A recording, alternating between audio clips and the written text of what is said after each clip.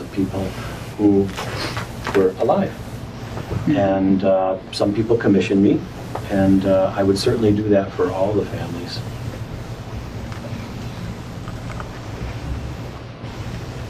Yes? How did you decide the order of the soldiers? There was no order. It was done randomly. That was arranged by curator Jeffrey Koloff and his assistant Lee, and they put it together in the key here, as you can see, and they arranged it according to what they thought was the best.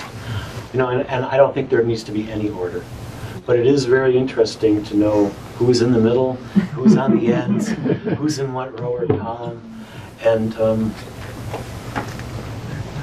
yeah, so and I think it doesn't matter which order it goes in, it will go in the order it needs to go in. Yes. So these are rearrangeable in any way to display them. Will they stay in this position for this space for the duration of the time? And then when you travel with them, will they be arranged again in this way? Because are they locked into a certain... It's not likely we would change the arrangement, since we have the key already. Just curious about... But they will be added to, correct? Hopefully not. But, Oh, hopefully not. They would be if there was... And hopefully not. Hopefully not. If we needed to. Yeah. I think they can be arranged in any which way. I think the presence is powerful enough with each individual box. Yeah. But I think in this arrangement, it just feels so much larger than it is. Doesn't it? It just feels like there's so much presence here.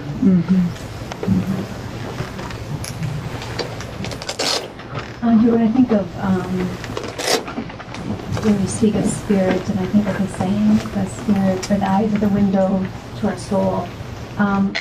Did you choose the face specifically for that reason, or it's almost seems like the eyes really call out to us? Is that on purpose, or is that just my perception? I think that's all our perceptions.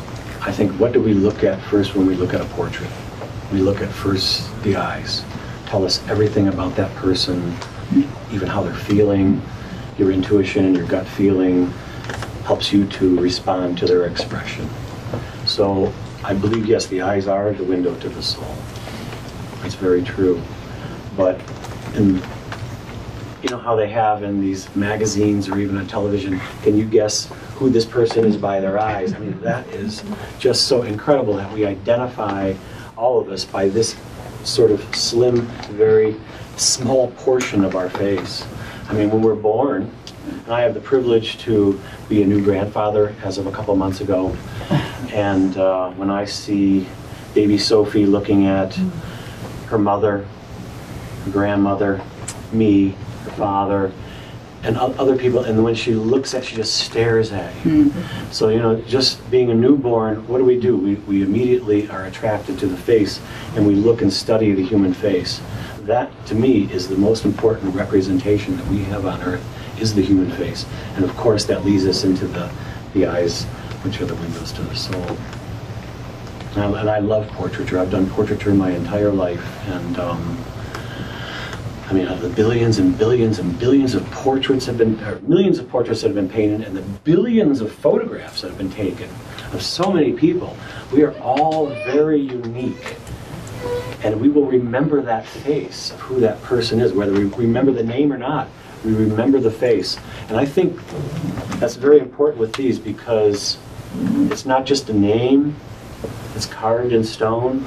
I mean, these beings walk the earth, and they were here with us. So we know what they actually look like and what they feel like. Does that answer your question?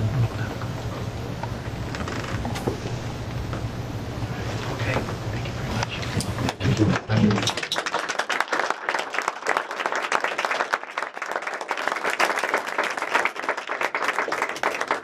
Well, that concludes the program, but I do hope you stay with us at least until 7:30, and do come back and see it. Come back and see it. Bring your friends. Come back by yourself when there's no one in here, and reflect. And I hope that you come away this evening changed somewhat, On behalf of the Wisconsin Veterans Museum, Department of Veterans Affairs, and our foundation, I thank you for coming tonight. Thank you. Thank you very much.